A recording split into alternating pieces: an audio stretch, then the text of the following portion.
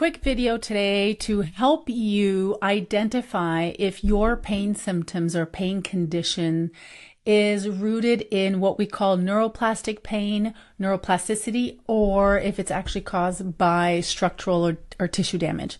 So there's some guidelines that many specialists and scientists have discovered over the years.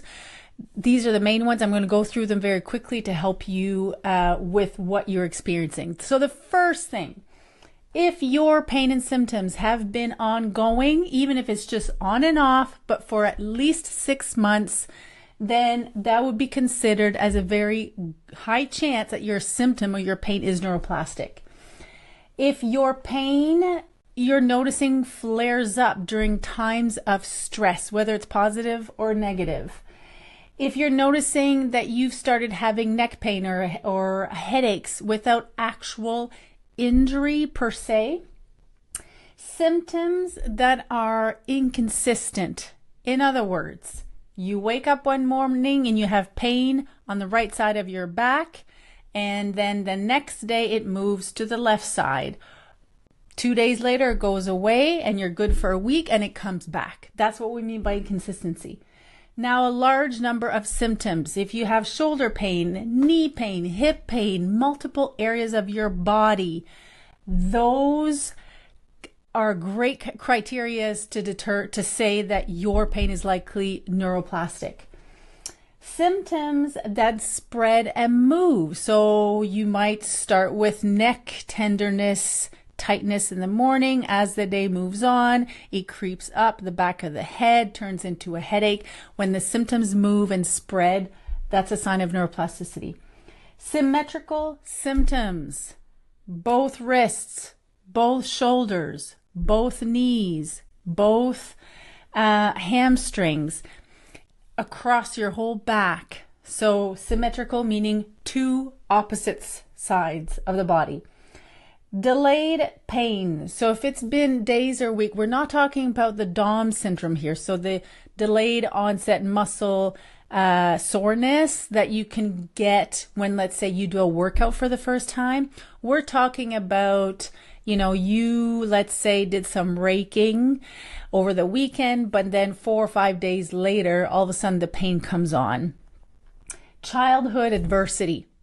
All of us experience some form of childhood adversity. Small t, big T for trauma. It doesn't really matter. But if you have experienced a form of stress a lot as a childhood, any form of events or circumstances that may have made you feel a little bit unsafe, emotionally, physically, what have you, then that could be considered as a guideline as well.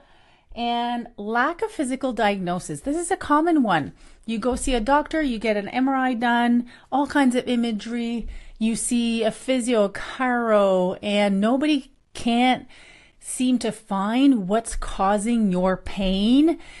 There's a good chance it's driven by your brain and your nervous system. Okay. And then the last one, the personality traits. That is a big one.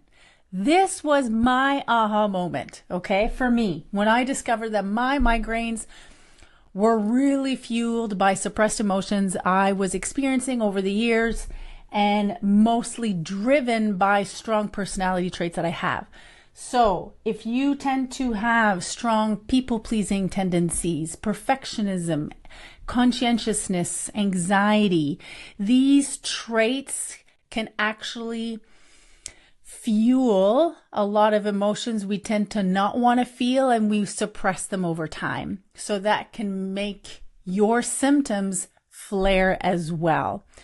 In a nutshell, just as a reminder, neuroplastic pain is real physical pain that you're experiencing in your body. But the difference here is that it is driven by your brain and regulated or fueled by your nervous system and not by the body, which would explain why, if you've tried so many different types of conventional treatments and your symptoms are temporarily getting better but not going away permanently, then that means the biggest factors involved here are the brain and the nervous system. I hope this helped. If you haven't taken the quiz yet, Understanding My Pain quiz. It's free. It's underneath. The link is there, and it'll help you further understand where your pain is rooted.